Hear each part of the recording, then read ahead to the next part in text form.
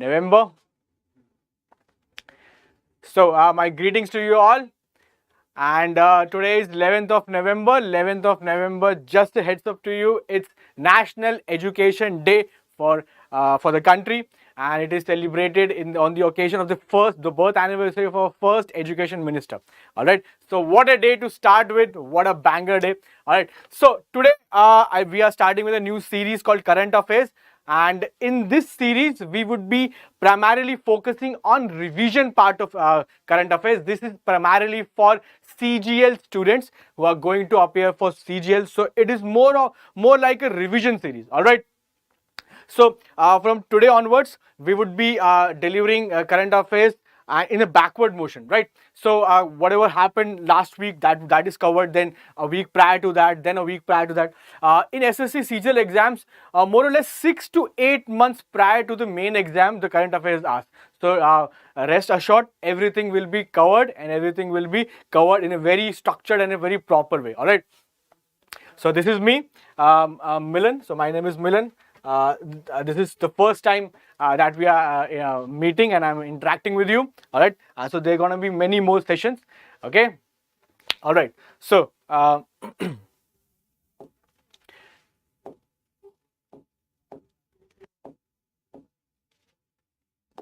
okay. So Exampur, daily current affairs. So this is going to be a 2-hour session. Okay. So in the first part of the session, I'll be giving you some heads up with some headlines, and then everything will be discussed in a detailed fashion in a question answer format. All right. And also I've got some important facts to remember, and also question of the day for you. All right. So enjoy the session. And it's a humble request to all of you. If you like the session, then please give a thumbs up and share the session as much as possible. If you're new to the channel, if you stumbled upon the channel by mistake, then please send it across to people you know who are preparing for the exam. All right. Okay. So without further ado, let's just jump in right into the session. Okay, so we don't want to be like this guy. We don't want to be sleepy. We want to start the session. Okay, so don't be sleepy. Start the session. Okay, so if you can dream it, you can do it. Yes, it's a very, very important thought. If you can dream it, you can do it. You and I, we all had dreams. We all have dreams in our life, and we have to every day strive for it, every day work for it. So if you want to be a CGL inspector, or you want to get a post in this through the SSC CGL exams, you have to work for it. All right. Current affairs is a very, very important part of the preparation. Current affairs contains around let's just say 25 to 30% of the paper comes from current affairs. So current affairs cannot be neglected. It's a very, very important part of it. The best part about current affairs is you do not need a muhurat to start. You can start from the very first day. You can start from any day you want to start with. It's current affairs question answer format. You can start with any day. Okay. So first I'm going to start the current affairs with headlines. Okay, so headlines for the day. Headlines is PM appreciates IPPB for conducting India's first floating financial literacy camp in Dal Lake. So it was a camp started by the government of India, India Post in particular. Okay, India Post. It was for the financial inclusion of women or women empowerment by the women for the women. We would be discussing about this in detail. It's just the heads up session, the headlines. Okay, the next one. Union Minister of Environment, Forest and Climate Change Shri Bhupendra Yadav arrives at Sharm el-Sheikh to attend COP27. It's a very important meeting for the climate change. Very important meeting for climate change is happening in Sharm el-Sheikh, that is in Egypt. Okay, so that is a headline number 2. Next one is France to be featured in country focus at IFFI 53. So it's an Indian, it's India's version of a great cinema platform. Okay, so the government of India is in charge of this one, and France is the country in focus. We would be talking about this in detail. Okay, the next one is Ministry of Tourism to participate in World Travel Market 2022 from 7 to 9 November in London. So such headlines, what you have to focus on, what the event, all right, the place and the ministry or the nodal authority from India that is participating. So 3 important things here. Okay. Next one. Uttarakhand Chief Minister launches Lakpati Didi Yojana. Okay, so the photograph of the CM of Uttarakhand. Next one. Operation Vigilant Storm is currently underway in South Korea. So international news. So it's an operation. It's more like a military exercise. That is underway in South Korea. As we all know, there's war. There's ongoing war between Ukraine and Russia. There's also tension between Taiwan and China. Okay. Also, economic warfare between China and US. South Korea and North Korea do not see each other eye to eye. Okay, it's more like India-Pakistan relation. So, and there are also economic downturns. Okay, recession is just around the corner. The world is in a very messy place right now. After the post-COVID, the era is little difficult for us. Okay, so we will be talking more about this one. Okay, next one. Ocean-based blue economy is the next sunrise sector for development of India. Now, what is blue economy? We would talk about this one. And just to tell you what is sunrise sector is a sector that is going to boom for any country in the future. For example, in the 90s, it was the IT sector for India. We all started in the 90s, in the late 70s, 80s, 90s. In the 90s, we got the real IT. The government invested in IT in India, and now we are reaping dividends. We are reaping benefits. India is a major global power in IT. And just to give you a little heads up on this one, UPI, we all know about UPI. UPI, the technology of it exists in India. We created it. The United States of America, the superpower of the world, does not have this technology. They want from India. They requested Indian government, please give us this technology. And it's a very funny situation. Excuse me. It's a very funny situation because during the 1999 Kargil war, we asked US, we requested US, the government of US, to please provide us with this technology, GPS. Please give us GPS technology so that we can locate intruders on the Kargil hills. They denied. They did not give us that technology. We suffered at that point of time. Israel gave us Bofors and Israel held us. So the tables have turned now. They wanted UPI. They want UPI from us now. Okay. Okay, so that is how it is done. You have to prove yourself in the world. You have to prove yourself in life. Okay, do not be dependent on others. Always prove yourself. India is a major example, and a big clap for India. All right, next one. Indian scientists developed Overhauser magnetometer OVH. Okay, so this is how it looks. It's an instrument, the scientific device. We will talk more about this one. Next in, President of India inaugurates India Water Week. Water is a very essential commodity, and we need certain programs, certain initiatives, certain events to reiterate the importance of water. So this is one of them. Okay, so next one. Okay, so very unfortunate incident. We all know about this rope bridge incident happened in Gujarat. So there might be a question on it. Okay, so such kind of questions sometimes are asked. So we would also look at that. Okay, next one is Mangad Dham Ki Gaurav Gatha was organized. So it's a tribal event. They get to commemorate, to honor the tribal efforts during the independence of India. Okay, so it is about time that we honor our forgotten heroes. Okay, so we are doing the right thing now. Next one is expansion of horticulture value chain in India. Event was organized. So events are organized. So for when events are organized, you have to understand where it was organized, which was the nodal authority, and if there is any theme, something like that. Okay, or any new initiative was taken up during that event. So such things are very important. They might ask you a question on that one. Next one. 50th Chief Justice of India sworn in. Very important. I cannot lay more emphasis on this one. 50th, what a number. 50th, half a century, right? 50th Chief Justice of India was sworn in. President Draupadi Murmu and the Chief Justice of India, the new one. We'll talk about him a little later. Okay, Ila Bhatt, renowned personality, passed away at the age of 89. We'll talk about what she did, okay, and how she is important and how this question can come in the exam. Okay. Next is Ministry of Education to celebrate Jan Jatiya Gaurav Divas in school and higher educational institutes. Again, we want to commemorate, honor the tribal heritage, the tribal history of India. Okay, so a step in the right direction. Okay, next one. Okay, so this was the segment number 1, the first segment where we saw the pre-cap or the heads up okay, what we are going to see in detail. Now we'll talk about everything in detail. So let us now understand everything in detail. Now this will be in question answer format. Okay, so I see someone has come. Kanak, okay, morning Kanak, very good morning to you. Der hai durust hai. All right, okay, chalo. From the first headline, first question for you. Which of the following organization conducted India's first floating financial literacy camp? First floating financial literacy camp. India Post Payment Bank, Reserve Bank of India, State Bank of India or SEBI, Securities Exchange Board of India. इनमें से किसने किया था? Which of the following? The correct answer is India Post Payment Bank. India Post Payment Bank. Now what it was? Let's see in detail. Okay, let us now see in detail.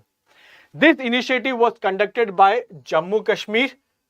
Conducted in Jammu Kashmir on Dal Lake. Okay, so Dal Lake is a very important, let's just say, a place in Kashmir, in Srinagar. Srinagar is known of it, and it is also called jewel in the crown of Kashmir. So Dal Lake is called jewel in the crown of Kashmir.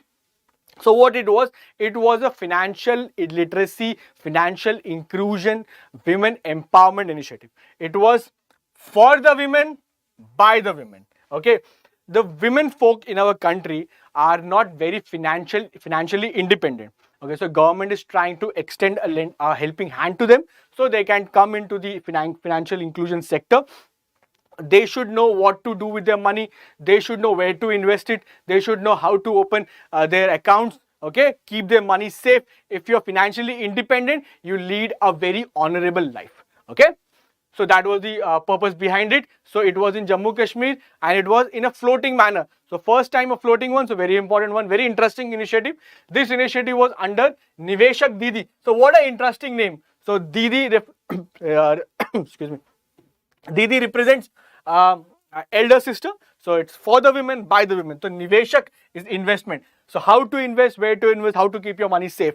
In order to promote financial literacy, you should know about your money. You should be educated about money.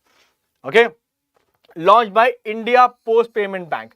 Now let's talk a little more about India Post Payment Bank. India Post Payment Bank is under India Post, Government of India. All right. And an interesting thing is, what you might ask, what is a post payment bank? You have heard a bank, right? Now, what is a post payment bank? A post payment bank is in a certain way similar to bank, but also different, not the same thing. In bank, you can deposit money. Yes, in post payment bank, you can also deposit money. But in banks can also lend you money. They can give you credit. They can issue credit card. But payment banks cannot do that. Payment banks only can accept and cannot lend money, and per person the higher limit is set is 2 lakh rupees. Okay, the higher limit is 2 lakh rupees. And a very interesting question. Can you tell me which was the first payment bank in India? Which was the first payment bank in India? The correct answer I'll tell you is Airtel. So Airtel issued or launched the first payment bank in India. It's called Airtel Payment Bank. I hope Kanak is following. Okay, Kanak, if you have any question, kindly shoot it in the comment section. All right. Okay. So SEBI, now let's talk about SEBI, Security and Exchange Board of India, established in 1988, headquartered at Mumbai. So such questions are sometimes asked straight from the explanation in the exam. Okay, so keep a sharp eye on this one. Okay, so next question number 2 for you, everyone. The question is, the 27th session of Conference of Parties of UNFCCC COP27 is held at Sharm el Sheikh. What do you tell me? You have to tell me the country. If you can look at the screen properly, you can see the name of the country is written here, highlighted here. The correct answer, I've also mentioned in the time when I was explaining about the headlines. The answer is Egypt. Okay, the answer is Egypt. So very important. Climate change. Okay, everything aside, development, economic development, this development, that development, everything is in vain if we do not have climate change in check. Okay, there will be torrential rains, there will be earthquakes, there will be volcanoes, there will be tsunami. No development can stand in front of that. So climate change is real, and we have to work to contain climate change. So it's a very important meeting, a very important event organized. Okay, Let's talk a little more about this one. So from India, Bhupendra Yadav, who's Bhupendra Yadav? Shri Bhupendra Yadav is Minister of Environment, Forest and Climate Change. So he is participating in the event, number one. Next, what does COP means? COP means Conference of Parties. What are parties? Countries here. What are parties? Countries. So it is basically conference of countries. All the important heads of the countries, they come together and they talk and they see what is the midway, how to get rid of all these climate change activities. Okay, so conference of body is the supreme body of the United Nations Framework Convention of Climate Change. That is your full form. Okay, so kindly note this full form, it's very important. And COP 27 means the 27th edition of it. 27th edition of it. Okay. Now, as I said, climate change is very important. Climate change, the world is changing. So this is not the first time that we are meeting. There has been many important events and many important meetings on to contain this one. So important summits on climate change. Number one is the Club of Rome 1968, very important. Okay, that was the first time we actually acknowledged and we came together, the countries came together. Next one is the Intergovernmental Panel of Climate Change, popularly called as IPCC, in 1988. Earth Summit, also called as Rio Summit, in 1992, and Kyoto Protocol in 1997. So why I have highlighted these along with the years? Because sometimes it is asked straightforward. Okay, sometimes it is asked the Kyoto Protocol happened in which year, Earth Summit or Rio Summit happened in which year. So this might give you a clear glance at it. Okay, so let's move forward. Next question. Okay, I hope you are following it. Okay, all right. I would request whoever is watching the session to kindly also participate in the comment section. Also write your answers. Okay, it would be a fun activity. Okay, try not to just sit and relax and just watch it. Also participate. Try to guess the answers. There are 4 options. If you guess any one, there's a chance that 25% chance that you will get it right. 1/4 chance that you will get it right. Okay, so next question. Let's move to the next one. Also participate. You are learning here. There are no right answers, no wrong answers. We are just participating here. Okay, next one. Which country will be featured in the country focus segment of 53rd edition of International Film Festival of India, or IFFI 53? First and foremost, let's just talk about International Film Festival of India. So as I told you before, International Film Festival of India is a government initiative. It's more like a platform for cinema. It's more like a platform for cinema where movies, filmmakers, directors from across the world can come in and can showcase their work, showcase their movies, showcase their work, okay, their pictures. So they also have this segment called as country in focus, wherein one particular country is picked up and important movies from that particular from that country is played. We have okay, very nice, Kanak, very well answered. I must appreciate your effort. France is absolutely correct. So big clap for you, brother. You got it right. France is absolutely correct. So 53rd edition, the country in focus would be France, which means movies from France will be showcased. There are around 6 to 8 movies that will be showcased from yes. Okay, very nice, Kanak. Very impressed. Okay, next one. So let's just talk a little bit about this. The International Film Festival in India, IFFI, is founded in 1952 year, and it is the most significant film festival not just in India but in Asia. Okay, you can compare it with Oscars. The Oscars is the ultimate, the paramount film festival in the world, wherein you're given awards also.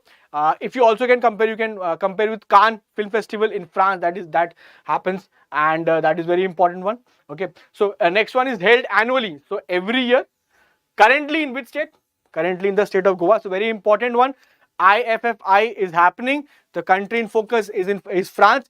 Where was it organized? The answer would be Goa. So 3 important things. Okay, Goa, and the festival is currently jointly by Directorate of Film Festival under Ministry of Information and Broadcasting. So ministry is very important. Who organizes it? Ministry of Information Broadcasting. Where it is organized? It is organized in Goa. Country in focus, France. 3 important points. The news is over. The piece of information is over. Okay, you got it. Next one. Okay, let's talk a little more about France. So France will be showcased. Yeah, country in focus. Yes, because of cinematic excellence. The French movies are very nice. Okay, so they're very impactful movies, and French is also called the big screen because it gave birth to cinema. The cinema started from France, so it's very important for us to know. Collection of 8 contemporary films. So 8 movies would be showcased. Their work would be showcased. Okay, I hope this is clear. Next one. Next question for you. Okay. Okay, so Kanak, let's answer this one. The World Travel Market 2022 is going to be held at. Okay, so event, name of an event is asked, is given, and a place is asked. Okay, so I would like the whoever is watching, kindly take a guess, because if you participate, if you take a guess, then it would become very interesting. Okay, world, just take a guess. New York, Seattle, Beijing, London. So the correct answer would be, it is London. Yes, it would be London. Okay, so now you should know. The question is put forward to you. The answer is given to you. Now you should just make it set in your brain that the World Travel Market 2022 is going to be held at London. Okay, let's just see a little more about this one. So who is organized? If you talk about travel, who is going to be in charge? Ministry of Tourism is going to be in charge. Okay, is representing India at the event. The theme of this year's exhibition is the future of travel starts now. Very important. Whenever they a theme, try to remember it properly. The theme of this year is the future of travel starts now. Next one, India is participating in World Tourism Meet 2022 to showcase itself as a preferred destination of tourism. Yes, during COVID, every country lost billions of revenue. Every important country lost billions of revenue. That would come from tourism. Yes, that would come from tourism. Okay, at Excel. Yes, very nice. Can I give more information that where exactly in London? Very nice. So why India is participating? India is participating because India want to showcase that India is a preferred destination for tourism. And that brings me to a question that what is the tagline? What is the tagline of India tourism? What is the tagline of India tourism? Can you tell me? It's a very famous one. It's a very famous one. We have also see a lot of TVC, a lot of television commercial advertisement. The tagline for India tourism is Incredible India. The tagline is very famous, Incredible India. In Hindi it's called Atulya Bharat. Okay? And the slogan is also Atithi Devo Bhava. Atithi Devo Bhava, or Incredible India for the country. And every single state is allowed to have a different, their own tagline. For example, Kerala is God's own country. Kerala, the tagline for Kerala is God's own country. Okay, so every state is allowed to have their own. So every Punjab has other. Okay, Maharashtra has other. Delhi has even its own. Okay, so everyone wants tourism money to flow in. Okay, yeah, very nice, Kanak. I am phenomenal. Okay, good morning, brother. Okay, so next one is, in 2019, the contribution of travel and tourism to India's GDP was around 5%. 5% of the Indian GDP was contributed by tourism. It's not a small number. India's GDP is not small. 5% of a very big economy is huge. It's billions. So we want those billions. In COVID, we lost billions. All right. Yes, Karnataka is one state, many words. Very nice, Kanak. Thank you for the information, brother. Very nice. This kind of participation I want. I'll tell you something, you tell me something. We're asking questions, we're giving answers. We are learning in the process. This is going to be a 2-hour session. We want to be very impactful 2 hours. Okay. Left, right, center. We're going to talk a lot of things. All right. Sure. Let's next one. Okay. Next question to you. Lakpati Didi Fair. Lakpati Didi Fair is organized in the state of. Simple, excuse me. Simple question. The name of the fair is given, and it is asked in which state it is being organized. So the answer would be, the answer is option A, Uttarakhand. The answer is CM of Uttarakhand. Okay. Okay. The CM launched the Lakpati Didi Yojana to make 1.25 lakh women self-help groups called Lakpati by 2025. So again, women centric. So it's a little I would say a little cheat code for you. Whenever you say Didi in the question, okay, a theme event, Didi, Lakpati Didi or Niveshak Didi in the first one, India Post Payment Bank. So Didi, it is for the women. It is targeted. It is for the benefits of women. Okay, so it is for the self-help group, women's self-help group. Okay, so they want to make it again. It is financially inclined. It is flat. That was for central government. This is for state government. It Uttarakhand. Okay, so financially inclined. So if you want to make, if we want to make our women folk independent, financial independence is step number one and a very major step. If you're financially independent, you do not need to look at for help from anyone. Okay, so to be made Lakpati by 2025, in the year 2025, the state will complete 25 years of formation, and coincidentally the project also be completed by 2025. So very important. There's a hidden information in this, very interesting but hidden one. The state will complete 25. So my question to you guys is, when was the state of Uttarakhand formed? When was the state of Uttarakhand formed? So very important information, and that is why I love current affairs. Why? Because when you talk, we are not just talking about current affairs.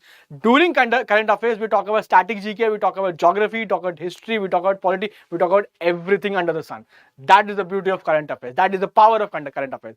All right. So you tell me, in which year Uttarakhand was established? The answer is 2000.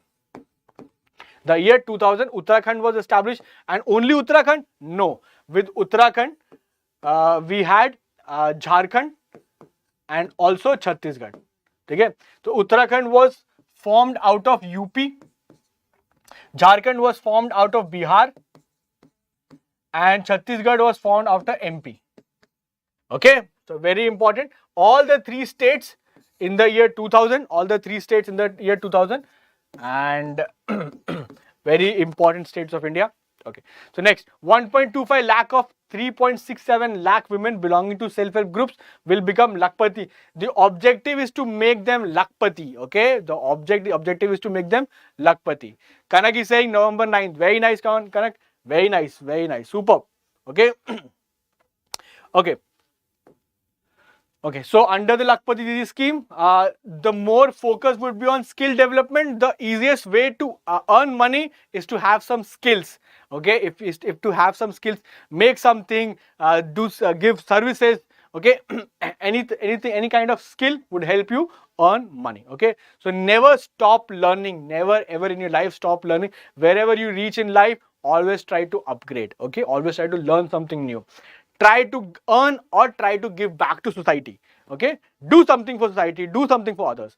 All right, next one. The government will also tie up with e-commerce platforms like Amazon, Flipkart, and government e-marketplace so that self-help products can get national and international exposure. So what is that? Self-help group, they make candles. Okay, women self-help group, they make candles, they make baskets, they make bed sheets, small items. So they would be given platform, they would be allowed to have this their products to be sold on Amazon, Flipkart and e-marketplace so that the reach can be expanded. Okay, and so that they can earn. Alright, so very important and very noble initiative, I would say.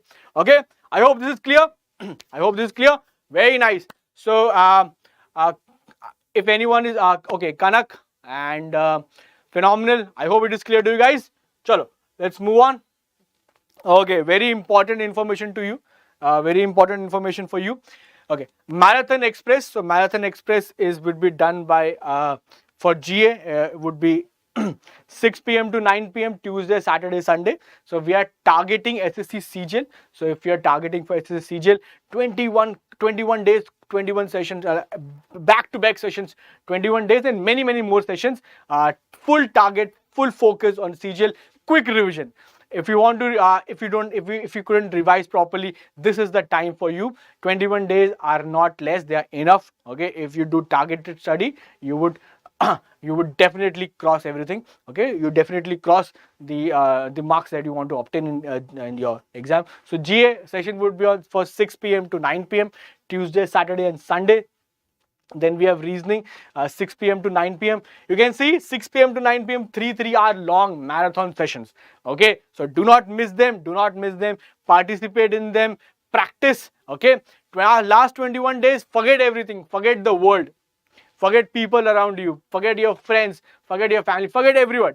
Just focus on your goal. That's it. Next 21 days is for my studies. Next 21 days is for my preparation, for nobody else. I want to give, if anyone asks where, if anybody inquires about you, you just say, I just do not exist for next 21 days. I am not present in this world. I am invisible to everyone. Just tell your family, just tell your friend. No family function is important. No birthdays are more important than your future, than your life. Okay? Nothing is more important. This is a very crucial time, and always understand one thing. Life do not give lot of opportunities. You have the time, you have the energy, do it now. If you might think next year I'll do it, no. It's not going to happen. Next year is going to be a different situation. You would be in a different situation. The world would be in a different situation. So anything could happen. Okay. So if you have the opportunity right now, seize it. It is never too late. Right now, we do have time. Just focus on the sessions. Static GK from 6 p.m. to 9 p.m. On Monday and Friday. Then we have maths from 6 p.m. to 9 p.m. on Wednesday. And then we have for English 6 p.m. to 9 p.m. on Saturdays. Okay. So, excuse me. So, general awareness, reasoning, static GK, maths and English, everything will be taken care of, and everything will be done in a very proper and systematic manner. Okay. And current affairs, I will be there with you. So, we have another one joining in, Praveen. Praveen, welcome. Good morning. Okay. I hope you're understanding everything. Okay, next one. Next question. Back to what you were doing. Alright. So next question is Operation Vigilant Storm. Operation Vigilant Storm is currently underway. Underway means it is being conducted in South Korea, North Korea, Poland, or Japan. I would request Praveen, the new joinee. Okay, the new joinee, Praveen, to answer this question. Praveen, take a guess. Kanak, you also feel to take a guess. Excuse me. Kanak or Praveen, anyone who would like to take a guess. And one thing in current affairs is, very good, sir. Praveen, yeah, very nice. Praveen, can you take a guess?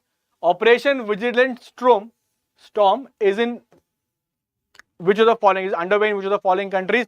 Okay, so one very important thing about current affairs, you can take as many as guesses you wish to, you like to, no worries. All the tukkas, okay, all the guesses are absolutely free. Okay, yeah, they are not chargeable, they're free of cost. Take a guess. The best thing about taking a guess is you take a guess and you understand, oh, this was wrong, oh, this is right. So that gets imprinted in your brain. Okay, so Kanak and Praveen and everyone else who's watching it, the correct answer is South Korea. Okay, so Operation Vigilant Storm in South Korea. Now, this is a very beautiful aircraft. So you can see a lot of tension in the world, right? Like I told initially that the world is not the same. Yes, Praveen, very nice. Praveen took a guess. Praveen took a guess at B. So B was North Korea, but nonetheless, you are almost there. You are in the Korean peninsula. That is a good heads up, but it's South Korea. Okay, now you remember. Now you will never forget. Okay, the US Air Force and several of its allies in the Asia Pacific area will improve combat readiness and interoperability through Operation Vigilant Storm, a 4-day training exercise. So it's a training exercise involving hundreds of aircrafts. Can you see that? Hundreds. Look at this number. Hundreds. Not tens, not 20, not thousand, not 50s. Hundreds of aircrafts, and every single aircraft is $1 billion aircraft. Okay, so look at the money that is being flown in the air. Okay, so that is the power, that is the might that this country brings in with. Okay, this country has got. Now let me tell you a little background to this. Like I told you, okay, so very interesting. Okay, now there is something called as semiconductors. Okay, the world runs on IT. The world runs on IT.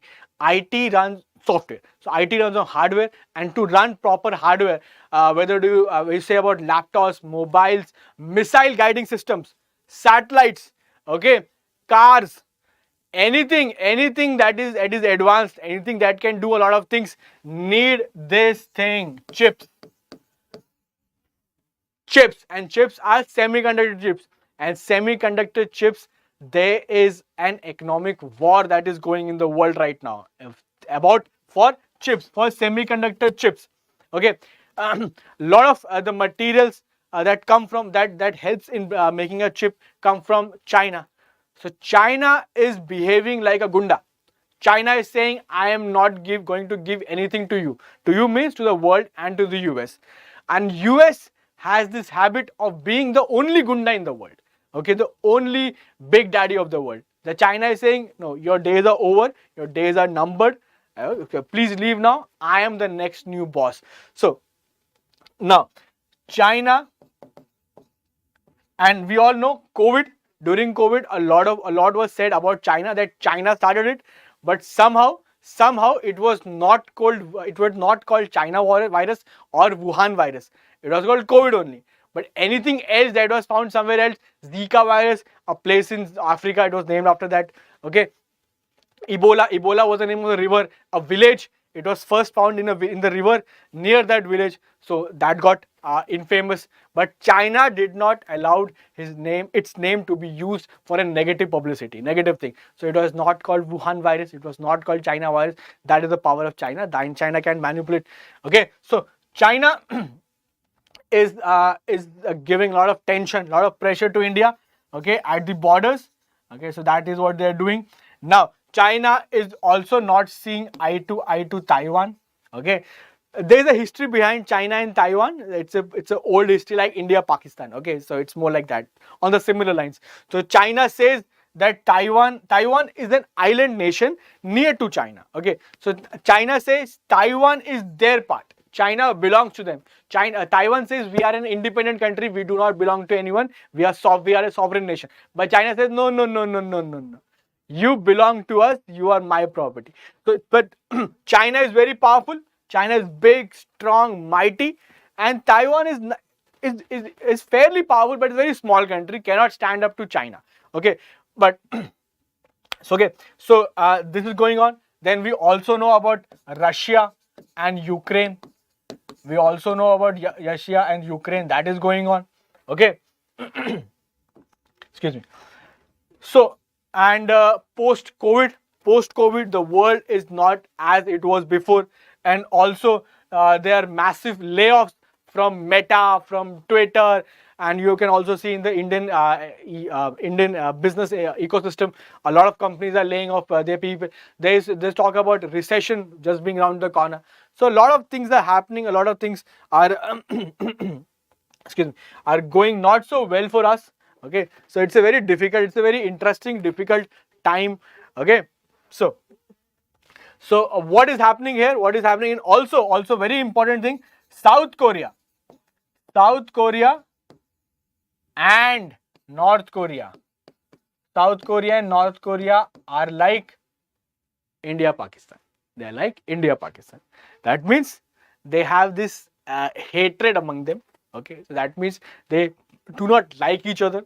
That means they want to harm each other. And it is mostly for South Korea is a fairly advanced country. It is one of the Asian tigers in terms of economy. Okay, so it got big firm, good defense capabilities.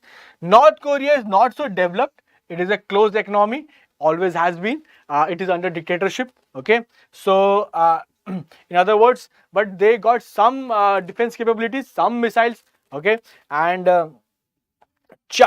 China does not like this country. So China likes this country. China is helping this country to work against South Korea. Okay, for example, China do not like India. China does not like India. India, Pakistan are not on good terms. China and Pakistan are on good terms. So China helps Pakistan to trouble India. China cannot trouble India directly, because if they trouble directly, we can tell the world that they are troubling us directly. But they go via a different route and they help Pakistan, and Pakistan troubles us. Okay, they provide all the ammunition, all arms and ammunition and everything to Pakistan, and Pakistan then troubles us. So they are taking revenge. China is taking revenge from us through Pakistan. So that is happening. China doesn't like the rise of South Korea, because South Korea is also a mighty country. China doesn't like that. And North Korea, so China helps North Korea. Okay, so that is what is. I wanted to take some time on this one because it's a very interesting geopolitical situation going on. So just a little time on this one. Okay, so a lot of has been written here. Let's just rub it out. Okay, so I hope this is clear to you. I hope a little geopolitical information is clear to you and you understood now. Okay, it is a show of strength. Now, what is important? Show of strength. Now, now why this exercise is being undertaken? To show North Korea, North Korea what North Korea is trying. North Korea is trying to trouble South Korea. Okay, they are shooting missiles not at South Korea. North Korea is shooting missiles not at South Korea but around South Korea, just to tell them that we can hit you. We can hit you any given point of time. So beware from us. Okay, beware with us. We can hit you and we can hit you hard. But South Korea and US has just come in the picture, and US says that I am there, nobody can trouble my friends. So South Korea and US are good friends. Okay, it's a show of strength against common enemy. Common enemy is North Korea. Okay, not a very not a lot of countries like North Korea. Not a lot of countries do business with North Korea. North Korea is more like you can say someone who is all alone and has a very few friends. Okay. Okay. So next one is North Korea did not take this exercise well and denounced it. Obviously, it was against North Korea, so North Korea did not like it. Next is also it fired several missiles far away from South Korea as warning to South Korea. As I told you, several missiles were fired left to right of South Korea. South Korea is in the middle, left and right, just to tell them that we can hit you, but we are not hitting you right now. Maybe later. Okay. There is no development in North Korea. There are no big cities. There are nothing. So if South Korea hit them, they got nothing to lose. But if North Korea hit South Korea got amazing buildings, amazing economy, amazing infrastructure, everything. So South Korea has a lot of things to lose. Okay, that is why South Korea will vary. That is why India and China will never go to war. India and China will never go to war because China has done economically so well. Their infrastructure is so well. India also has done economically well. Not amazingly well, but we are doing well. We also got infrastructure around in the country. So, and we also got defense capabilities like China. So, we are not equal, but like on almost the difference that we can also hit them hard, very hard in fact, China. That is why India and China will never go to all in war, a hot war or all out war. Okay, it's going to be a cyber war. It's going to be a proxy war, like helping Pakistan that way. Okay. So, enough discussion. I hope it is clear to you now. Okay, chalo. Let's move on. Let's move to the next question. Very important one. I hope Praveen and Kanak and phenomenal. I hope I'm clear to you guys. Okay. Okay. Next one. The sustainable use. Next question. The sustainable use of ocean resources for economic growth and improved livelihoods is also known as. Okay. So when you are using economic growth, when you are using ocean resources, for sustainable means that it can go on and on and on. Like for example, we are using fossil fuels, we are using diesel and petrol. They're gonna vanish. They're gonna go empty. The petrol, the petroleum products, the fossil fuels, they're gonna go empty. And we do not want that. We are going towards sustainable energy, for example, solar, wind, or renewable energies. Okay. So if we make use of oceans, if any country makes use of oceans, what kind of economy it is called? I think it is fairly easy to guess. Okay. I would like Praveen and Kanak and anyone else who's watching kindly answer. Take a guess, not a problem. A, B, C or D. So Kanak, what is your opinion on this one? Praveen, what is your opinion on this one? What do you think, guys? What would be correct? Sustainable use, ocean resources, growth and improved livelihood. It's for economic purpose. So the answer would be option D, blue economy. I hope it is clear. Why blue economy? Because ocean, water, the color blue is associated with water. Alright. So that is why blue economy. Let's talk a little more on this one. Ocean-based blue economy is the next sunrise sector for development and India. Okay. So what does it mean? What is a sunrise sector? Sunrise sector is a sector that is going to go amazing in future for any country. For example, as I told you before, it was information technology, IT in the 90s. IT sector in the 90s for India was a sunrise sector. Okay, so anything you see immense potential that it is going to boom in the future, that is your sunrise sector. Next one is every year the ocean economy is estimated to be around 3 to 6 trillion US dollars. That's a big number. That's a very huge number. 3 to 6 trillion US dollars. Okay. So that has to be exploited properly. The ocean has immense resources. As we all know, the world is 30% land, 30% land and 70% water. 70% water. Okay, so water, immense opportunities, immense everything we can exploit if we move in the correct proper direction. Okay, next one. The economic philosophy of the blue economy was first introduced in 1994 by Professor Gunter Pauli. So Professor Gunter Pauli was the first person to introduce in 1994 the concept of blue economy. The concept of blue economy. There was also an option, it was called green economy. Can you tell me what was green economy? Can you tell me what is green economy? Okay, so green economy is when a country does everything correct in terms of environment, has sustainable growth, does not give trouble to climate, everything is according to environmental standards. If you are earning money sustainably from that, then your economy is green economy. Then your economy is a green economy. So that is a difference here. Okay.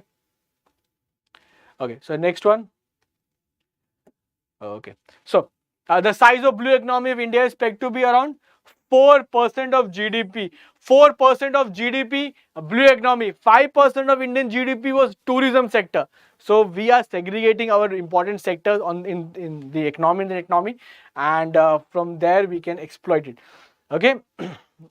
Next is apex body. Apex means the supreme, the highest body. The highest body called National Blue Economic Council is proposed to be set up. Now you can see the Indian government is very serious, because now we want a separate body, National Blue Economic Council, a separate body to overlook its functions. Okay, how we are going to turn ourselves into a blue economy. I hope it is clear.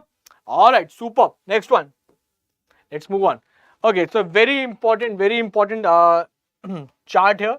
Just to tell you, it's a very important chart. Now what is it? India is an agrarian country. We do a lot of agriculture. In fact, we started with agriculture. Okay, it has always been our strong suit, one of the important and very successful forte.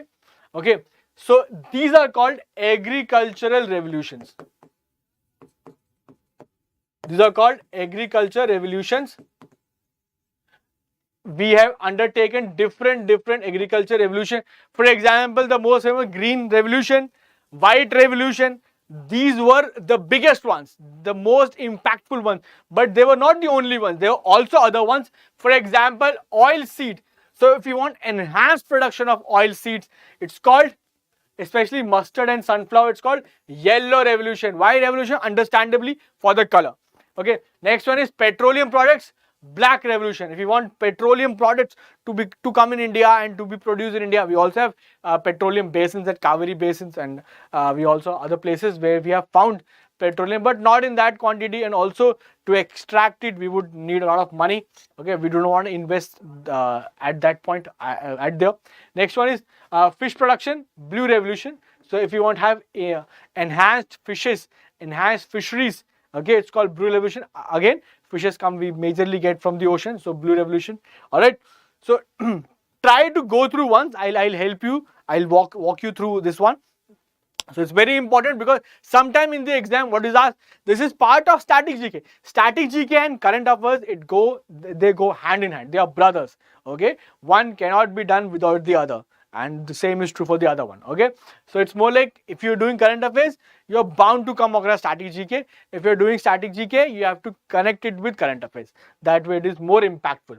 Okay, next one is leather cocoa, non-conventional products. It's called brown revolution. Okay, so cocoa is from where we get our chocolate. Okay, so leather, cocoa, non-conventional products, brown revolution. Jute production is called golden fiber revolution. Jute production, golden fiber revolution. Next is fruit, honey or horticulture, golden. The difference, golden fiber and golden. Okay, golden fiber and golden. Next one is fertilizers, grey revolution. Onion production, pharmaceuticals, prawn, pink revolution. Okay, egg production, poultry called silver revolution. So we have got amazing names. Okay, in very interesting names, very colorful names, I would say. Okay, so we have golden, silver, we have grey, we have blue, we have black, and it's also very easy to remember. Why? Because most probably they connect to the product. Like for fish, you understand, we get it from water, so water is basically blue, petrol is basically black. Okay, it's also called black gold. Petrol is also called black gold. Then we have honey we have golden. Fertilizer, grey. Onion, it looks like pharmaceutical, or prawns, they look more like pink. Okay, egg production, poultry, silver. Next we have cotton is silver fiber again. Okay, we have golden fiber and then we have silver fiber. Meat production, when we talk about meat or tomato, I think it is very easy to understand that it would be red in color. Okay, next is potato revolution, round revolution. Increase production of potato, round revolution. Okay, very interesting. Next one is food grains, green revolution. So this was the most important one. Green revolution was the most important one. It gave India food security. What is food security? Food security is we do not have to look for towards other countries. You would say to America that we want wheat, please give us wheat. We want rice, please give us rice. We do not have to look to others, and they are very smart. They would give you, but they would arm twist you. They would say, "Acha, you want this from us? Okay, make your economic policy like this. Do this. Talk to that country. Do not talk to that country." They would say like that. Okay. That is green revolution. So we did amazingly well in green revolution. And next is milk production, enhanced production of dairy products, milk, and that was white revolution. And the credit for white revolution is given to Dr. Verghese Kurian. Dr. Verghese Kurian. Okay, sometime it is asked father of white revolution, Dr. Verghese Kurian. Okay. Okay, so this is all clear. I know a lot of information, but they're very interesting. I hope if you go through it once, it is very easy to connect in there.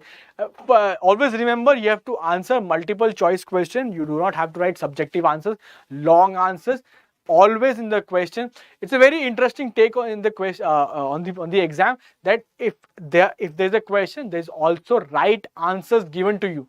They are mixed with wrong answers. In an option there are four, in a question there are 4 options. One is correct, 3 are wrong.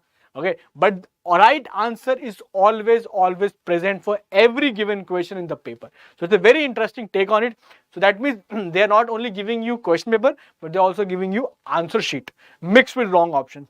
So the only thing during examination or preparation, what you have to do, you don't have to learn everything. Try to spread breadcrumbs in your head. Okay, you might not remember that let's just say fish production or jute production is golden fiber. What do you say? Jute looks like a little goldenish in color, not very golden, but little golden. You can just say that it looks in a way it looks like a golden in color. Or fruit, honey, we can say golden, or we can say egg production as silver, or onion or prawn as pink. So you can associate with color. Okay, so do not put a lot of efforts in remembering things. Try only to remember things which cannot be connected in a way. Most things can be connected, or most things can be understood in a certain way so as to remember them. Okay, you don't have to mug up everything. Okay, try to have a very smart approach to things. Alright, I hope it is clear to you. Okay, let's move on. Okay, next question, very interesting one. Next question is the Overhauser magnetometer, also called OVH, recently developed by Indian scientists, is used for. Okay, so OVH, when we see any scientific instrument, if you see meter at the end, that means it's a scientific instrument for to measure something. As clear as that. If you see meter, it is to measure something. We do not know what it is, but we can say it is to measure something. But for this one, we exactly know what is this. Okay, so it is developed by Indian scientists, used for what? To measure earthquakes, geomagnetic field measurements, to predict tsunamis, or to measure atmospheric pressure. This is atmospheric pressure. So what would be the correct answer? I would request Praveen Kanak to answer it. What would be the correct answer? The Overhauser magnetometer. The correct answer would be, it is used for geomagnetic field measurements. Okay, the earth also has a magnetic field around it, and we need to properly understand it and properly measure it. Okay, that is why it is used. And you would ask, sir, why we have developed this? Why we have developed? Because we did not have this earlier, and we had to import it. So when you import something, it is always costly, and the world knows that Indian scientists are very capable. So let's just put another feather in the cap. So this was developed by Indian scientists, and obviously developed in the country, so it's cheaper. Okay, it is not expensive, it is cheaper, and this is how it looks. Okay, let's talk a little more about this one. This is one of the most accurate magnetometers extensively used by all magnetic observatories around the world. This will help to reduce the cost of sampling and sensing experiments essential to geomagnetic sampling. So what we want to do geomagnetic sampling. That means we want to measure, we want to keep in check the magnetic compass of the earth. Okay, the magnetic field of the earth rather. Okay, the OVH magnetometers are known for their higher accuracy. Now why they're very important? They're highly accurate, sensitivity, and efficient power consumption. Currently installed at Alibag Magnetic Observatory, which is in Maharashtra. Okay, so another feather in the cap. So what might come in the exam? Where it is stationed, and why, most importantly, why it is used. Okay, why it is used. Okay, next one. Okay. Okay, the next one, very important. Another question from international geopolitics. The Belt and Road Initiative. The Belt and Road Initiative is sometimes mentioned in the news in the context of the affairs of. Okay, so which country is associated with it? Which country is associated with Belt? And I think it is one of the most often asked questions. And we also know about this initiative. It is an ambitious project. It is an ambitious project of option C, China. China is hell bent on Belt and Road. What is it? And we will talk in a bit in a jiffy. Okay. Okay. Let's just see this one. Okay. So coming back to Belt and Road Initiative. So you have heard about this one. I think everyone has. Okay. Silk Route was ancient route which was undertaken mostly by merchants. They used to take things from one place, give it to other, and from there they used to buy something and used to come back and sell that commodity in their own country. So Silk Route is called Silk Route because the most important or the most expensive commodity that was made to travel, or that was taken from that pathway or passage, was silk. Okay, so it's called Silk Route. Now, Silk Route was very, very important for business. The government of China, the Chinese government, wants another business-oriented initiative. Okay, so they are saying, let's just do this one, BRI, Belt and Road Initiative. Belt and Road Initiative. Let's just do Belt and Road Initiative, which means they are going to conduct and connect. They are going to connect lot of different countries. For example, country A, B, C, D, E, F, G, H. Okay, all the countries are connected through road. All the countries are connected through road, so that easy movement of commodities and goods can be undertaken. Okay, it's very simple. And if such a thing is executed, who would be at the helm of the affairs? Who would become a champion of it? China. China wants to become a world leader. China wants to become the master of everything. Okay, all the economic activities, they want to go through them. Okay, so they want to take a commission for everything. Okay, so BRI. And obviously India will never support this. India would never support anything that would go against the interest, because if China becomes number one, China would do everything in its power to put India down. So India would never appreciate and never go with anything that is against the initiative, against the interest of the country, India. Okay, now why we are discussing it? Because the Shanghai Cooperation Organization, SCO, is okay, because we had this event, Shanghai Cooperation Organization. We had this event, and at that, there's a story behind it. And at that event, China asked all the countries to vote and put their favor. Okay, put their vote in favor of BRI. India said no. China asked India and said no. We are not going to accept your supremacy. We are not going to accept this initiative, because it is not in our interest. Okay, so India said no to this one. So they wanted us to vote in their favor, but we did not. That is what BRI is, and it happened at Shanghai Cooperation Organization at this event. Now let's talk a little more about what is this event. That is more important. Shanghai Cooperation Organization, SCO. It's the Eurasian Political Economic Security Organization. So which means this organization talks about security. Their security matters, they are discussed. Economic matters, BRI is one of them, and political matters are discussed among countries. What does Eurasian means? Eurasian means Europe and Asian. Europe and Asia. So which means the countries are from European continent as well as the Asian continent. That is what European means. Eurasian means. Okay. Now let's talk a little more about SCO. Number one, let's talk about this point first. What are the members? China. China is a member. Obviously, Shanghai is a place. Shanghai is a city which is in China. Okay. China is a member, India is a member, Iran is a member, Kazakhstan is a member, Kyrgyzstan is a member, Pakistan is a member, Russia is a member, Tajikistan is a member, and Uzbekistan is a member. Alright.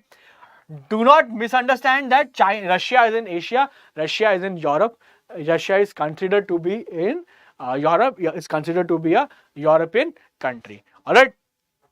So, we would say next one is, it is the world's largest regional organization in terms of geographic scope and population, covering approximately 60% of the area of Eurasia, and 40% of the world population, and 30% of global GDP. So 30% of global GDP, India and China is there. Then we have 60% of the area, a lot of countries, Russia, China, India, and 40% of world's population, because India, where in any group where we have China and India, we have a lot of population there. Okay, chalo. So this is very important. I hope this is clear to you. Now let's see this one. India refused to endorse China's ambitious. We have said no, that we do not want to be a part of this. India is the only country in the 8-nation Shanghai organization to not support the project of President Xi Jinping. Mana kar diya humne. We said we do not want to be a part of this one. And important thing, 8 nations. How many members are there in SCO? 8 members. So very important to know. Belt and Road Initiative is an ambitious project that focuses on connectivity and cooperation among multiple countries. Okay, so the initiative would go through Asia, Africa, and Europe, and it is going to be through 150 countries. That is a very big number. China claims this number, but India is not a part of this. Okay, so let's see the next question. Okay, before we go to the question, I would like, okay, so this is a question to you. Kindly just look at this question and try to answer this question. Be right back.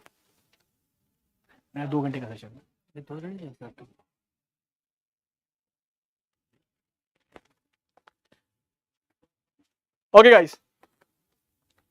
Where was the India Water Week organized? So very simple, straightforward question. And the question is, India Water Week, where was it organized? Name of an event is given and place is given to you. You have to just match it. Okay, just match it. India Water Week, where it was organized. The correct answer is option B, Greater Noida. The correct answer is option B, Greater Noida. Okay. Okay. So the theme is water security for sustainable development with equity.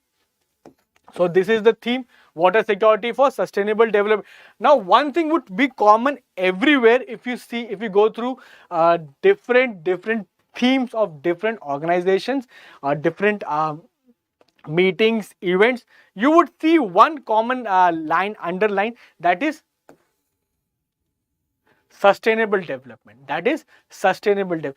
Everyone, every country, every big organization wants sustainable development. What is sustainable development? Sustainable development is development. It's development. Basically, we want, as mankind, as humankind, we want to move forward. We want to come forward. But how? How? In a sustainable way, which means it can be sustained through generations and generations and generations and generations.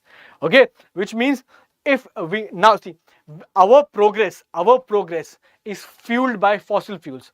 Can you remember in the 18th century, in the 17th century, in the 16th, 15th, 14th, 13th century, what was the fuel? People were just there were no advanced car at that time. 16th century, 18th century, 16th century, 15th century. There were no advanced car. There were no advancement. There were no development at that time.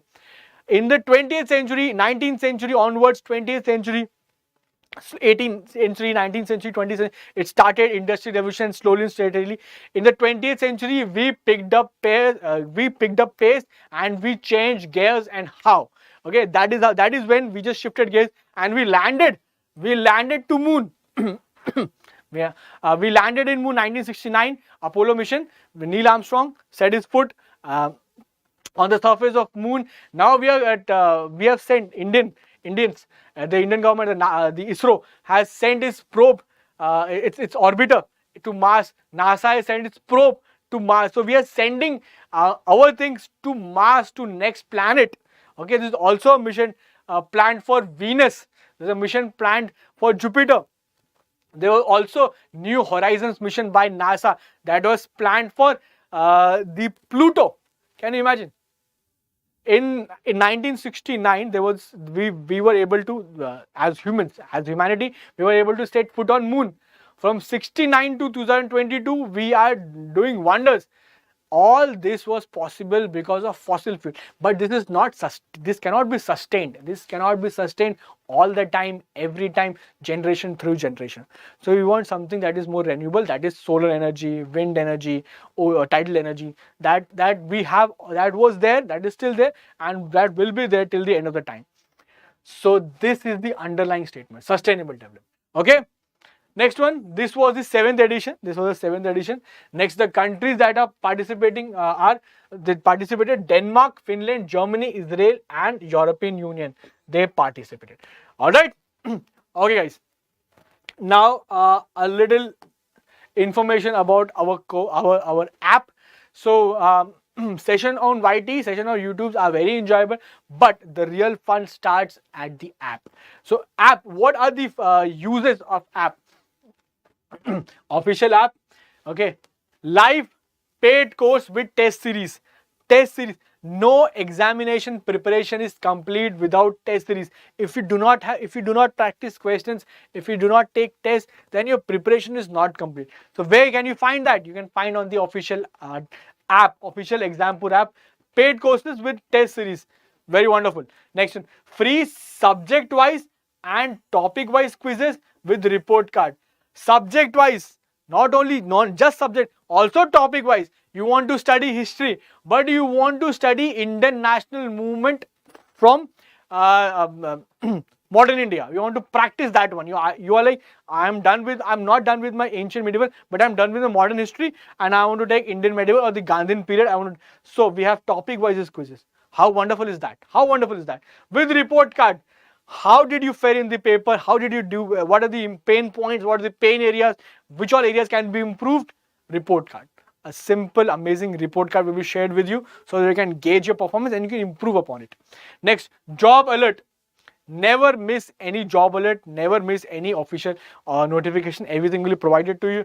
Job alert, admit card, exam date, all information. If you want to appear for any exam, any government exam, one stop destination for all exam, that is your Exampur official exam. Download this app and play with the content. There's amazing content, there's amazing things on the app. All exam previous year PDF with solution. So very important, PDF year, previous year PDFs will be given to you and will be shared with you, and also with solutions. That is important.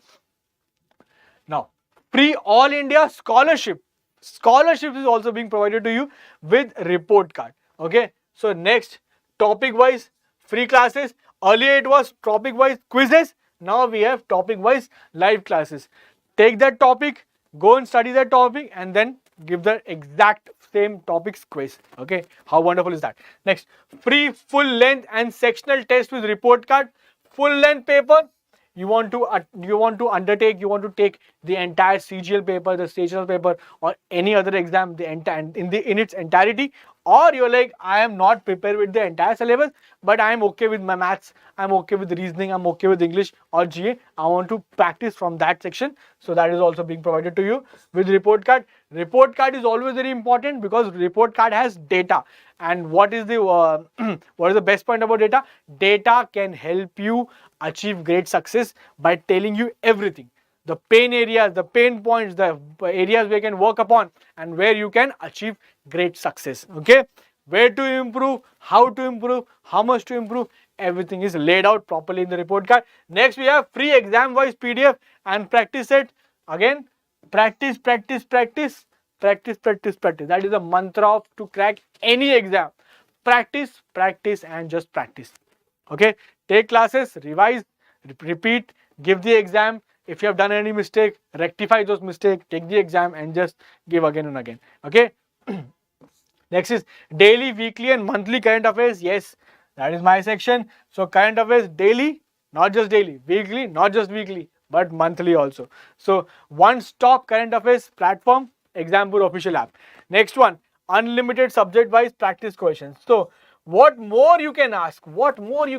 Unlimited question. You can practice as much as question as you wish to, as you want to. All right. So having said this, Exampur official app, download it right now. Download it today, and just let me know if you have any queries in the next session. Okay. Okay. So this was done. So we move to the next one. Okay. Next question. This happened recently. So recently, an unfortunate rope bridge incident occurred. Identify from the following the name of the place where is the incident occur. Okay, so a map, I think it is clear to you. The map of Gujarat is given to you.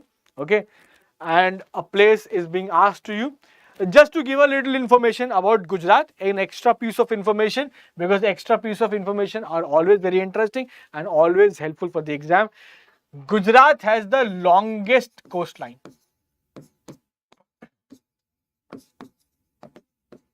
Longest coastline in India, Gujarat. It's not Kerala, it's not Uttar Pradesh, it's not Andhra Pradesh, or it's not Tamil Nadu. It is the state of Gujarat. Longest coastline. You can see it starts from this and then all that twists and turns. So if you are able to stretch this whole thing into one straight line, so this would become the longest. Okay. So where did the rope incident happen? Porbandar, Okha, Vapi or Morbi? The correct answer is Morbi. Okay, the correct answer is Morbi. Okay, so there is nothing more to discuss on. We all know it was an unfortunate incident that happened. Okay, let's move on to the next question. Okay. But such questions are also important because it was an important incident, and there might be a question because sometimes they can ask from places. Recently something happened here. What was the event, or what happened, or what unfortunate event happened? Okay, so it is not a small event to ignore. Okay, next one. Mangad. Next question is Mangad Dham ki Gaurav Gatha. Mangad Dham ki Gaurav Gatha was a program organized to honor. So very good question, very interesting question. Mangad Dham ki Gaurav Gatha was program organized to honor? It was to organize A, unsung tribal heroes and martyrs of the freedom struggle. Was that the initiative? Or option B, the large scale participation of women in the freedom struggle, or to honor women? First one is to honor tribal heroes, our tribal heroes. Next one is to honor large scale participation of women. Was that the reason? Or C, the large scale participation of children in the freedom struggle, or the children, or our children also participated? Was that the reason, or none of the above? So what was the reason? The correct answer is option A, unsung tribal heroes and martyrs of the freedom struggle. That was the our objective. Mangad Dham ki Gaurav Yatra. So very important. Let's talk a little more about this. Let's talk about little more on it. Okay. Next is Mangad is a shared heritage. So Mangad is a place. So what happened there? It's a tribal area. Okay. During the British times, there's a story behind it. I'm telling you the story. During the British times, what happened? British were able to corner, because what British did, British were in India for resources. They wanted this, they wanted that, they got this, they got that. They looted, they injured, they maimed, they did everything possible to the people of the country. Okay, they did everything possible. They just wreaked havoc for 200 years. They did everything what they wanted to do. Okay, so what happened? So Britishers, they got they wanted resources from the forest. We all know forest has amazing resources. It got wood, it got forest products, it got everything, all the things that we have in forest that Indian forests are capable of offering. So British, they wanted the forest, they wanted to clear the forest, they wanted to get the land, they wanted to get the trees, they wanted to get the wood. But the tribals, for tribals, it's just not forest, it's their home, it's their ghar. Okay? So forest, so British wanted to get in the forest, the tribals resisted. So there were always this tribal mutiny, there was always this tribal revolt that happened in India. So in Mangad, what British did, British were able to corner 1500, I repeat 1500 tribal men, women and children, elderly, and they were all killed. They were all killed by the British. Okay, so very painful event, and somehow it is not taught to us. But now we are getting to know about all these things. Okay, so Mangad is a shared heritage of the people of Rajasthan, Maharashtra, Madhya Pradesh and Gujarat. Okay, so 4 important states of the country. Mangad, basically where is Mangad? Mangad is in Gujarat. It's in the state of Gujarat. Okay, so next one is Prime Minister Modi ji paid tributes to Govind Guru. So Govind Guru was a tribal hero, whose death anniversary fell on 30th October, to commemorate that, to honor that. Okay, so when we talk about our history, they have been Sepoy mutiny, or the Sainik or the Sipahi mutiny. We also have farmer or peasant mutiny. We also have tribal mutiny. So tribal revolts are also a very important part. Tribal struggles are also very important part of Indian history heritage. So very important one. Let us quickly go through them. Santhal Sangram 1855 to 56. Bhil Uprising 1818 to 31 and 1913. Ramosi Uprising 1822 to 29. Munda Rebellion 1899 to 90 and Tana Bhagat Movement 1914 to 1919. So these are not the only ones. There are many more, but these are the most important ones. Okay. So they might give you in the exam. This is a question from modern history. We are doing current affairs. As I told you earlier, that current affairs is not only restricted to current events. We can also discuss history, static GK, geography, polity, everything under the sun is current affairs. Okay, so current affairs is mother of everything, all the subjects. Okay, so this is basically part of modern history, but we have discussed here. All right. Okay, next one. Let's just move to the next one. Okay, the expansion of horticulture value chain in India event was organized. Again, a question of events. So these events are being organized, and a place is generally asked. So the correct answer to this one is it A, Pune, B, Kolkata, C, Lucknow, or D, Mumbai? So which is the correct one? The correct one is A, Pune. So it was organized in Pune. Okay. Let us talk a little more on this one. The program was organized by Ministry of Agriculture and Farmers Welfare. The program was organized by Ministry of Agriculture and Farmers. There's always an important ministry involved. Always ministry and place. Event was organized, very important one. The ministry in charge is Shri Narendra Singh Tomarji. Okay, so only this much information is important and required from this. Next one, who among the following has been sworn in as the 50th Chief Justice of India? So very important. Who among the following? Very big news. It's not a small news by any factor. It's a very big news. So who among the following has been sworn in as 50th Chief Justice of India? Is it D.Y. Chandrachud? Is it D.Y. Chandrachud? Or is it U.U. Lalit? Or is it Y.V. Chandrachud? Or is it none of the above? So the correct answer to this one is Devendra Y. Chandrachud. Option A, D.Y. Chandrachud is absolutely correct. This is the correct one. This U.U. Lalit was previous. Okay. So after U.U. Lalit, next one is D.Y. Chandrachud. And very important, very interesting is option number C. Option C is Y.V. Chandrachud. It was actually father of D.Y. Chandrachud. He was also a Chief Justice of India. In fact, one of the longest serving Chief Justices of India was Y.V. Chandrachud, and his son D.Y. Chandrachud is now the 50th Chief Justice of India. It is the only father-son duo to be Chief Justice of India. So how interesting is that? How interesting is that? Okay. So let's just talk a little more about this one. The Chief Justice of India and the judges of Supreme Court are appointed by the President under Article 124 Clause 2, 124 of the Indian Constitution. See, this is absolutely Indian polity, but now we are discussing in current. As I told you before, current affairs cannot be restricted to only to current events. It is more to it. Is more. Okay. So Article 124 of the Indian Constitution. So Chief Justices are appointed by Article 124. Sorry. Article 124 article. Alright. Next one. After receipt of recommendation. Now, in this one, we are going to tell you about the process. How it's done. After receipt of recommendation of Chief Justice of India, the Union Minister of Law, Justice and Company Affairs.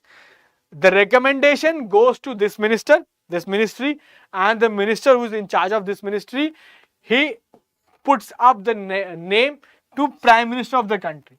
And then the Prime Minister of the country will advise the President of the country on the matter of appointment. So President only appoints. Okay, it is recommended by the Prime Minister. The name is suggested by Union Minister of Law, Justice and Company Affairs. Okay, so this is the process, and this is the article. Article 1, 2, 4. Article 1, 2 and 4. Okay, chalo. Let's move next one. Okay, next one. So we have next question. Okay, next question is Ela Bhatt. Ela Bhatt, who recently passed away, was up. So this is the picture graph of the lady Ela Bhatt we're talking about. So Ela Bhatt, sometimes in the question, let's just say an important person passed away. So in the exam, they might ask you that this person passed away. He was a renowned dash, a musician, a sports person, or a politician, or what the person was. So Ela Bhatt, who recently passed away, was A, famous musician, B, renowned politician, C, women's rights activist, or D, none of the above. So I would request Praveen, I would request Kanak to answer, and anyone else who is watching and who is not actually answering, who is not participating, just sitting back in a relaxed way and watching session, I would request you to also participate and give your answer from the out of the 4. Anyone you can pick, because if you pick any one, there is a 25% chance, there is 1/4 chance that you will get it right. Not 1, not 2, not 10, not 15, but 25% chance that you will get it right. So was she a famous musician? Was she a renowned politician? Was she a women's rights activist? Or none of the above? What do you think would be the correct answer? The correct answer to this question is option C, women's rights activist. So Ela Bhatt was a renowned women's rights activist. Okay, I hope you got it. Superb. Chalo, let's move on. Ela Bhatt was a renowned women's rights activist. Yes, she was the founder of SEWA.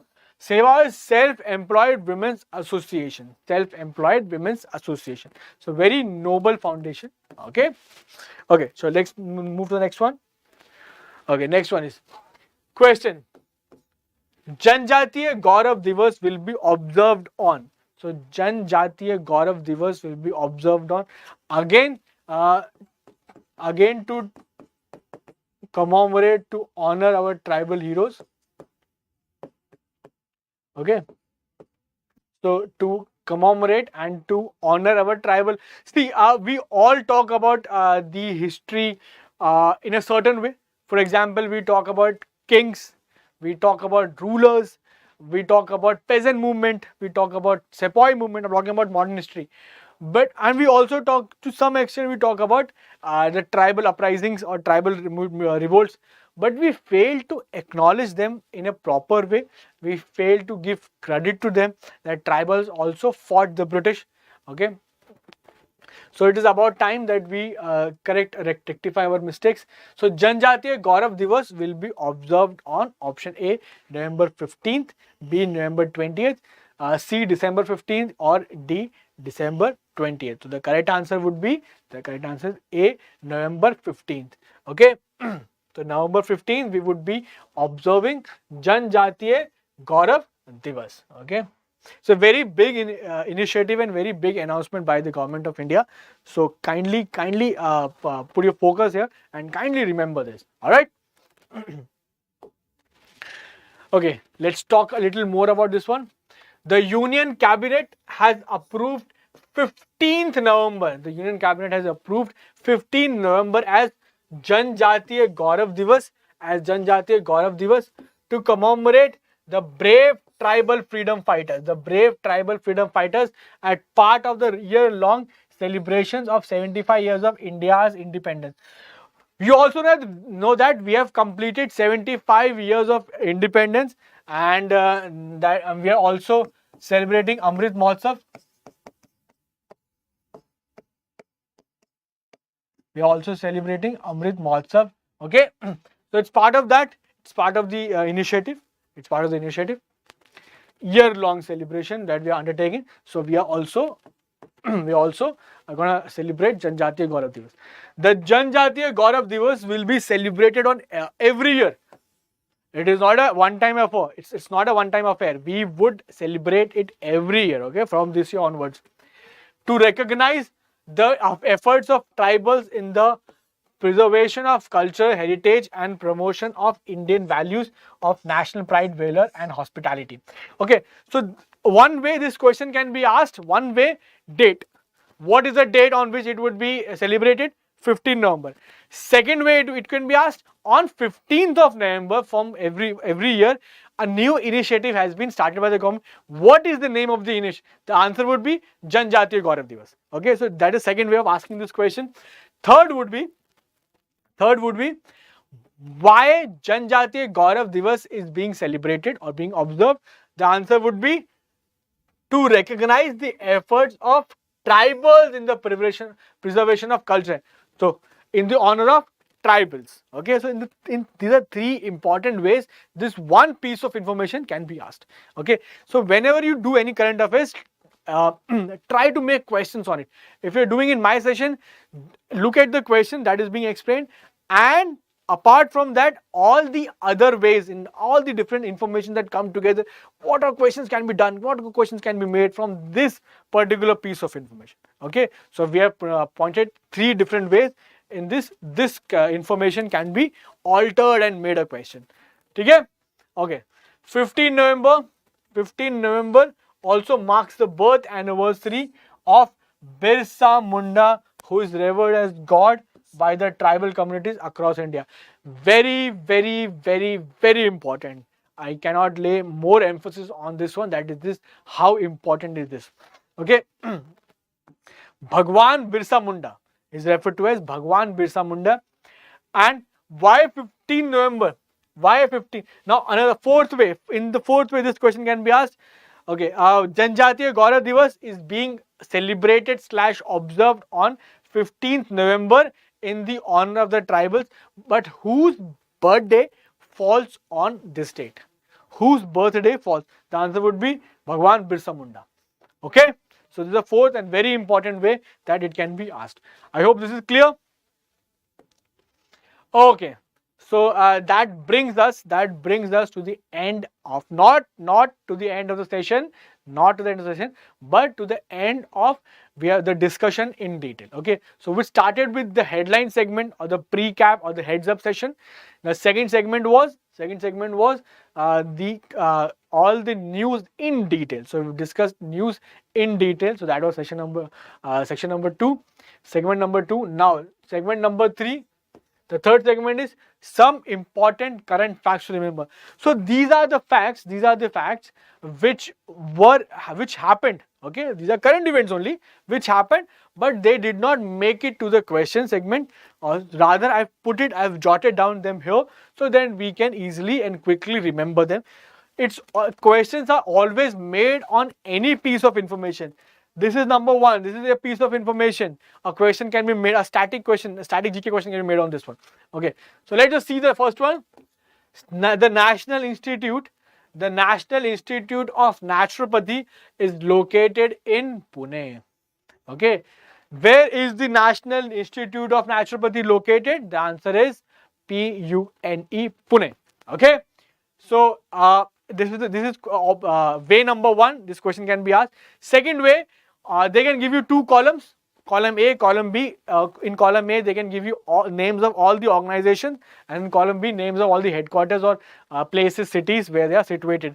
So they can ask you to match the following. So that is also a way to do this question. So National Institute of Naturopathy is located in Pune. Next one. National Institute of Naturopathy is also called Bapu Bhavan. It is also called Bapu Bhavan. Which one we're talking about? The same institute that is located in Pune. It is also called Bapu Bhavan. Why it is called Bapu Bhavan? Because before independence, Mahatma Gandhi, whenever he used to come to Pune, he used to always rest at or be at in National Institute of Naturopathy. He used to stay at National Institute of Naturopathy. That is why it is also called as Bapu Bhavan. Okay, so very interesting piece of information. So that can be asked in exam and that can be molded into a question. Okay. Next one, Shyam Saran Negi, independent India's first voter. Recently Shyam Saran Negi ji expired. Okay, he passed away. And what is the credit to him? He was independent India's first voter. That is a very big achievement. Okay, he was first voter of India and recently he passed away. Yeah. Okay, so directly it couldn't make it into the headline section or the question section, but this is important and this might come in the exam because it was a very important event. And the Chief Election Commissioner of India also paid a visit to his hometown, to his home. Okay, and thanked his family that he was the first person. And we all know that how important is to vote. If you're 18 and above, you should always vote, because vote is not just your right, it is also your responsibility. Okay. Next one is Chief Election Commissioner of India, Rajiv Kumar. So Rajiv Kumar, he visited his Shyam Saran Negi's house and expressed his gratitude and condolences. Okay, next one is option 5, fact number 5. Dance drama based on life of Raja Ram Mohan Roy to be organized under the theme Nari Samman. So Raja Ram Mohan Roy, a dance drama was organized in the honor of Raja Ram Mohan Roy, inspired by his life, and it was called Nari Samman. So how a question can be formed? Nari Samman was a theme of a dance drama based on the life of dash. The answer would be Raja Ram Mohan Roy. In the honor of Raja Ram Mohan Roy, a dance drama was organized. The answer would be Nari Samman. Okay, so either way it can be asked. Okay, chalo, next one. Next we see Raja Ram Mohan Roy. Sixth one, Raja Ram Mohan Roy, father of modern Indian society. Raja Ram Mohan Roy, father of modern Indian society. He was a visionary. He was a visionary person. He always contradicted. If you say anything to him that this happens this because this is this, he would always contradict. He would say, tell me a fact. Okay, so he is considered father of modern Indian society. He was a reformist. Okay, he reformed society. That is why father of modern Indian society, Raja Ram Mohan Roy. Also, interesting information: Raja Ram Mohan Roy, founder of Brahmo Samaj. Raja Ram Mohan Roy, founder of Brahmo Samaj. So this is from modern history, modern India, but very easily can be asked here also to match. Okay. Next one is option fact number 8. River Ganga. River Ganga was declared the national river of India in the year 2008 on 4th of November. So this year, on 4th of November this year, an event was organized. An event was organized to commemorate the day in 2008 when the river Ganga was declared national river of India. Okay. So this brings me to a question. What is the national? Okay, we all know that national animal, national tree, okay, or national fruit. All these we all know that. Do you know that which is the national? This is a very interesting information. Let me put it as a question to you first, before letting you know. National microbe. Do you know which is the national microbe of the country? It's a very interesting one, but we all have heard about it. It helps us get curd. Okay, so lactobacillus.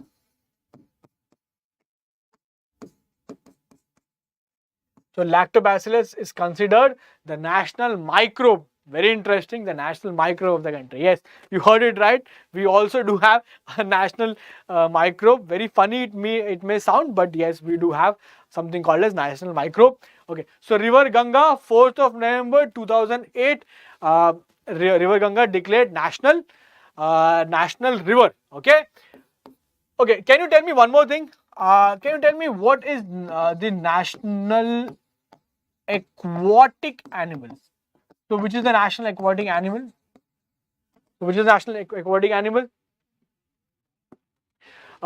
Just give me the answer in the comment section. No.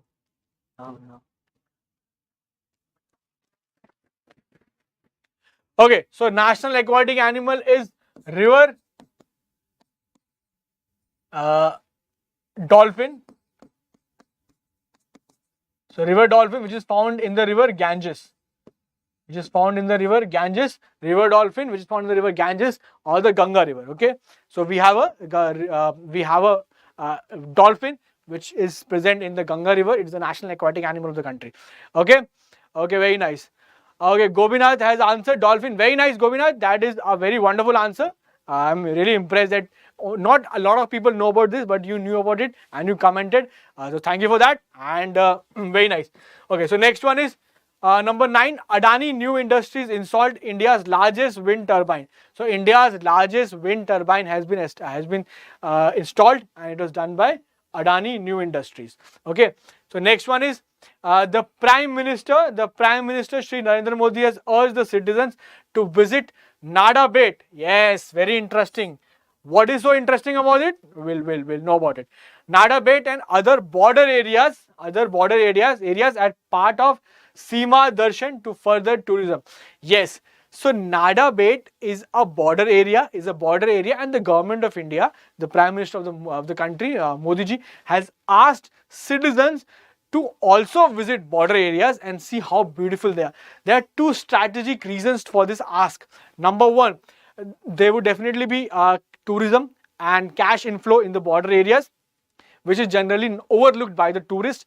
And secondly, if people will go to these border areas, we will have less infiltration, we would have less anti-national, anti-societal activities, and there wouldn't be any national activities, and cross-border infiltrations can be checked. Okay, and we could also keep an eye if we have people flow in the border areas, we can have proper things in surveillance. So nothing can go, nothing can escape our checks. Okay, so that is why Nada Bet. So how can this question be asked? A question can be easily formed on this one, that recently Nada Bet was mentioned by the Prime Minister in what context? Okay, So this can be asked. Nada Bait is which one of the following? A border village, a nuclear power plant, okay, something like that. Okay, so Nada Bait can be easily formed into 2-3 types of questions. Okay, I hope it is clear. Okay, next one. Yes, next one is Goa. Goa hosts Civil Air Navigation Services organization CANSO Air Pacific Conference. So CANSO or Civil Air Navigation Services Asia Pacific is being conducted, and in which place? Is in Goa. What is the capital of Goa? It's Panaji. It's Panaji. Okay.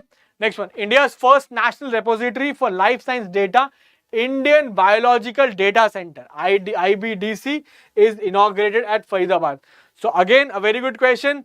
How can this question be formed? India's first national repository for life science data, Indian Biological Data Center, is inaugurated at dash. The answer would be Faridabad. Or at Faridabad, an important an important organization was set up. Name the organization. This would be the correct answer. National Repository for Life Sciences Data. Okay. Okay. Next one. Next, number 13. India hosted the second BIMSTEC. India hosted the second BIMSTEC. BIMSTEC is also a very important organization for India. Second BIMSTEC. What is the full form of BIMSTEC?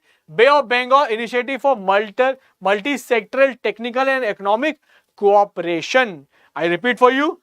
Bay of Bengal Initiative for Multi-Sectoral Technical and Economic Cooperation. BIMSTEC. And agriculture ministers, they came, they sat, and they did and meeting only for the agriculture part of it. So this is an organization wherein different ministers can come from the group countries. They can come and meet, and they can discuss any important issue can be discussed there. Okay. Now, what is more important about BIMSTEC? That let us see what are the countries that are involved in BIMSTEC. Let's talk about the countries. So the countries that we have is India. Of course, we would have India. Then all the countries where Bay of Bengal is we have touch with them. Myanmar. Then we have Thailand. Then of course we would have Sri Lanka. Alright. And yes, Bangladesh. How can we forget Bangladesh? Very important in Bay of Bengal region. Okay. And two small countries which do not have any, which are island, which are landlocked countries, which are not, which do not have any coastline. One is Nepal and another one is Bhutan. They are also part of this initiative. Okay. We do not want them to feel left out, so we included. Okay. Sorry. So these are the countries in this initiative, and it is very important for India. You should, instead of being a country with international friends, we should also have local friends. Okay, our neighbors should be our friends. So all the neighbors, we want to have some constructive and progressive relationship with them. So BIMSTEC is one of the initiative in that. Okay. Okay.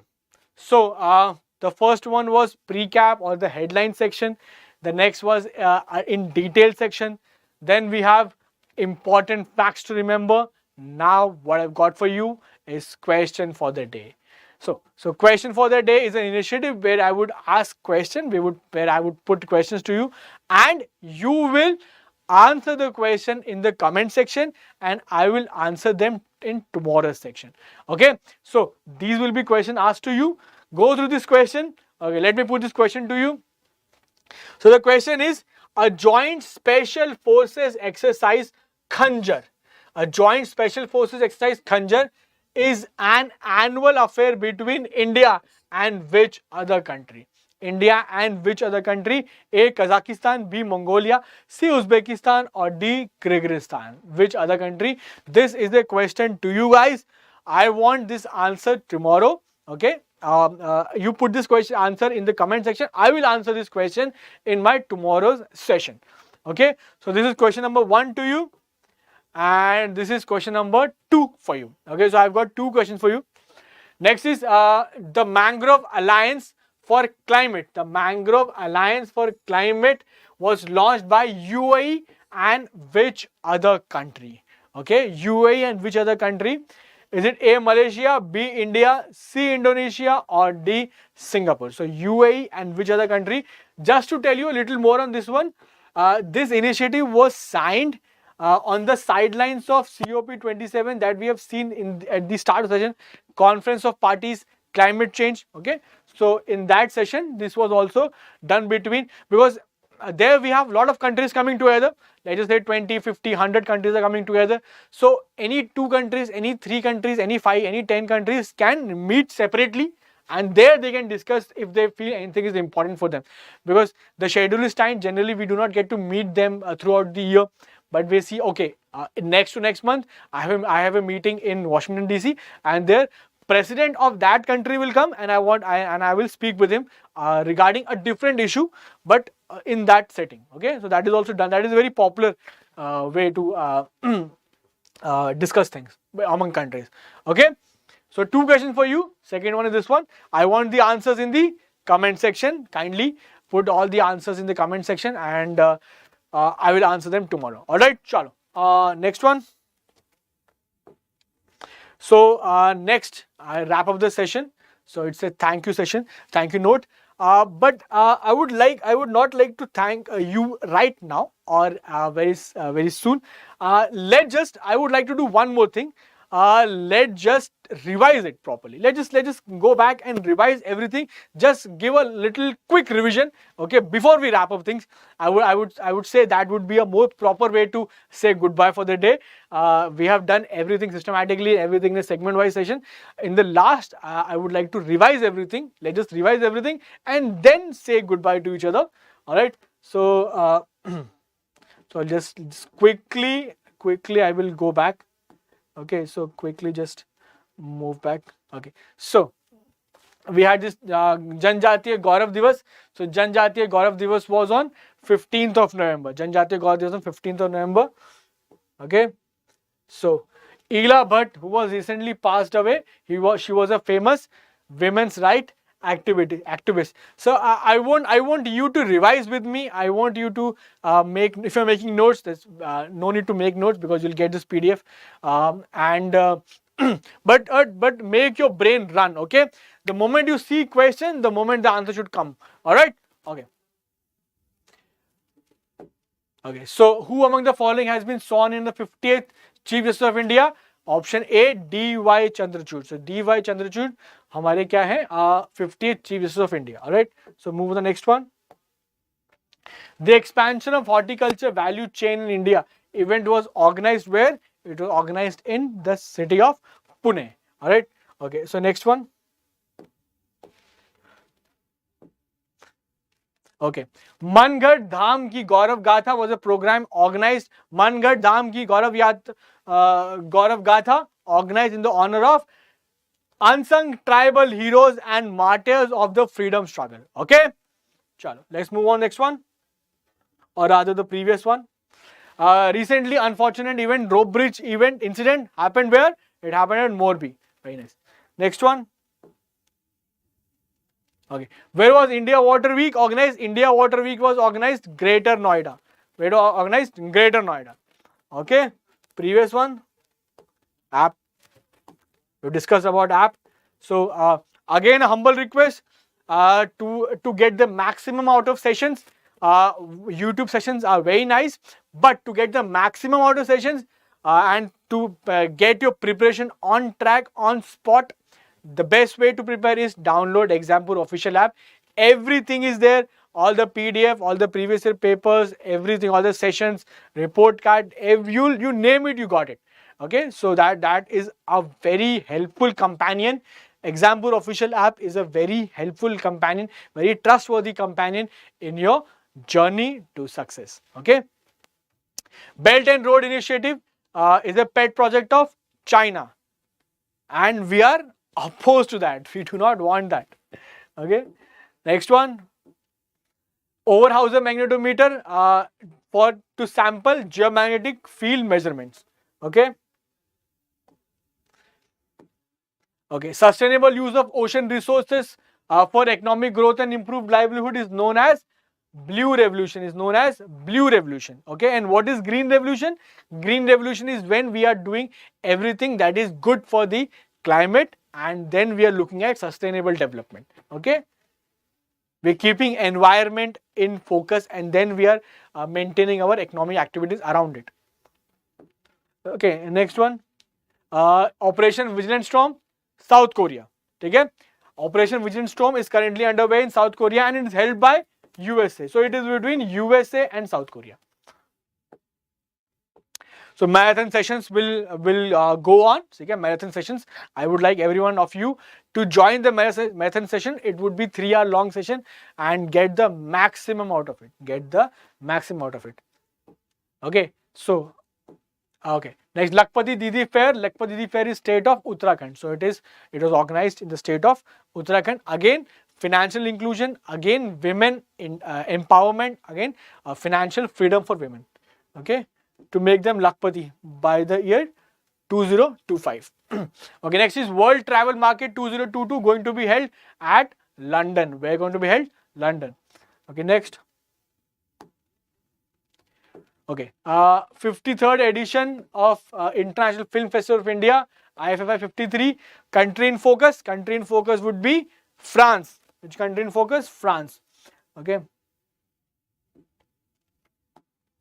Okay, next. The 27th session of Conference of Parties of UNFCCC, COP27, held at Sharm el Sheikh. The venue is in which country? The answer is Egypt. And by the way, what's the capital of Egypt? The capital of Egypt is Cairo. Just an extra piece of information, Qatar is Doha. And we are going to have FIFA Football World Cup at Qatar. So they are scheduled to be at Qatar. Then we have Israel. The capital is Jerusalem. And for UAE, for Abu Dhabi is the capital for UAE. Okay.